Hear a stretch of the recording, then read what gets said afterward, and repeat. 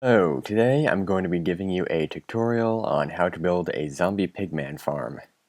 This is the same kind of farm that I'll be building in the multiplayer world. Alright, so get started, get on the roof of the nether. Now in survival you have to make sure that you have a way down, of course. And to get back out, I recommend a portal. Anyway, what you want to do is go up to a height, something like this, Y195, something to really get away from all the spawns underneath the bedrock. There we go, I turned down my render distance, should help with some lag.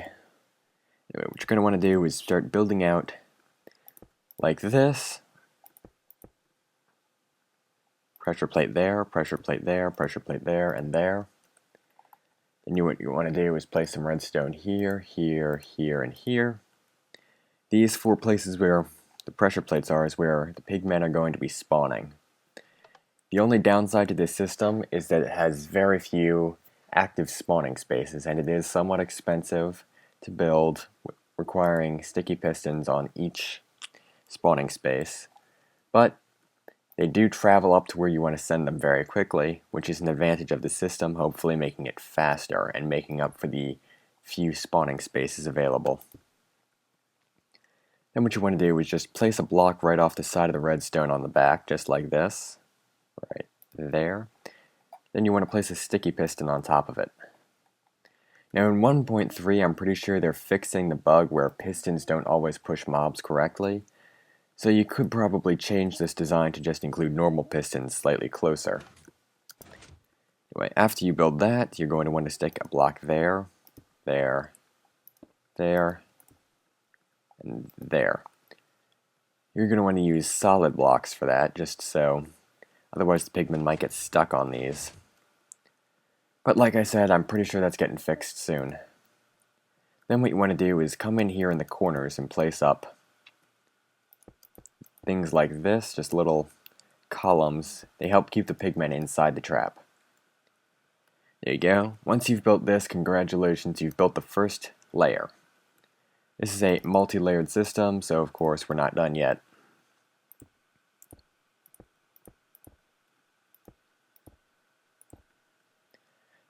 So then we're going to start to add another layer on top of this. What we're going to want to do here is just start throwing together some stuff like this. Get ready to build a second layer. Boy. And this thing, when it's done, is going to have a lot of layers on top of it. At least the one in my multiplayer SMP world does. Let's see. Throw another block there. And well, you saw how to build the first layer. So now I'm just going to go ahead and build a couple more layers on top of this just to, get the point across. There we go, I've gone ahead and added a few layers on top of this.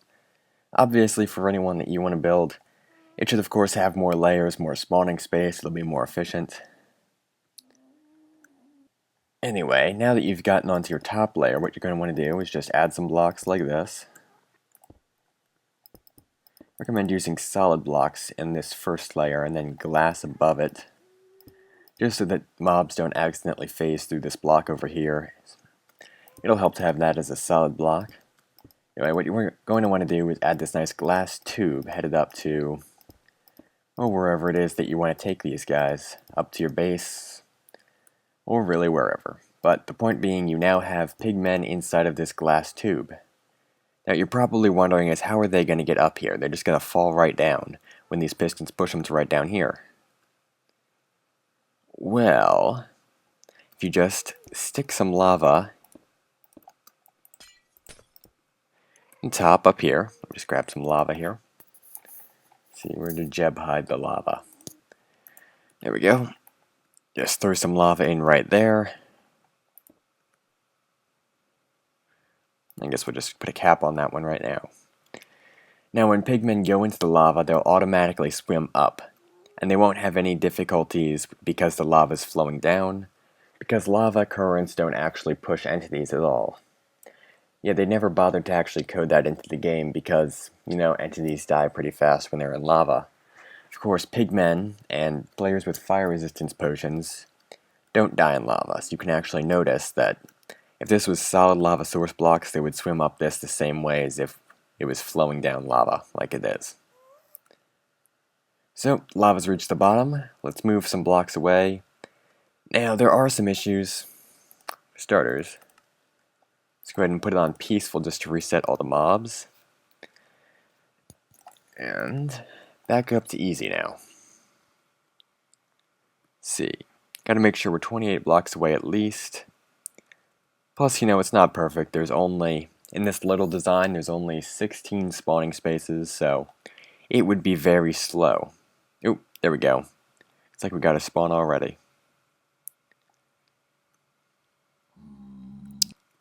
And that one's with just this little tiny 16 spawning space one. So we got a nice pigman in here. He's coming up in here. And then from here, of course, you can just use glass tubes to try and get him wherever you want him. The only problem with this is that lava currents that, say, go off to the side, like if I had just something like this and then stuck lava right there, this lava doesn't actually push them like it would with water and normal mobs. So they would just, sit there. And that is actually really annoying. I kind of hope they fix that in 1.3. So I can actually push these guys around like Etho does with water and creepers. But there you go, 2 pigmen have spawned already. And of course, give it more time, more will build up. So, that's the end of this video. Let's do something fun with these guys. Come on out.